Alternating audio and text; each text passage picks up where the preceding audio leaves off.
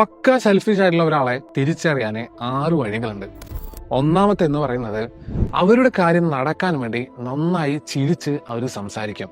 എന്നാൽ നമ്മുടെ ഒരു കാര്യം പറഞ്ഞു കഴിഞ്ഞാൽ, നമുക്ക് വേണ്ടി എന്തെങ്കിലും ചെയ്യാൻ പറഞ്ഞു കഴിഞ്ഞാൽ യാതൊരു തരത്തിലുള്ള റെസ്പോൺസും ഉണ്ടാവുകയില്ല.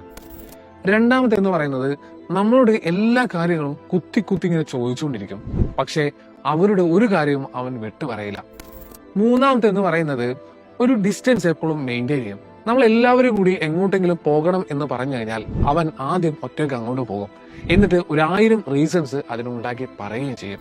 മറ്റൊന്ന്, അവൻ എന്ത് തെറ്റ് ചെയ്തു കഴിഞ്ഞാലും യാതൊരു തരത്തിലുള്ള ഗിൽറ്റി ഫീലും അവനുണ്ടാവുകയില്ല. അതുമാത്രമല്ല, ഒരു സ്ഥലത്ത് ചെന്ന് കഴിഞ്ഞാൽ അവർക്ക് ഒരു ഇമ്പോർട്ടൻസ് കിട്ടിയില്ലെങ്കിൽ അപ്പൊ തന്നെ സ്ഥലം വിടും. ഏറ്റവും അവസാനത്തത്, അവരുടെ കാര്യം നടന്നു കഴിഞ്ഞാൽ പിന്നെ യാതൊരു മൈൻഡും നമ്മൾക്ക് ഉണ്ടാവുകയില്ല.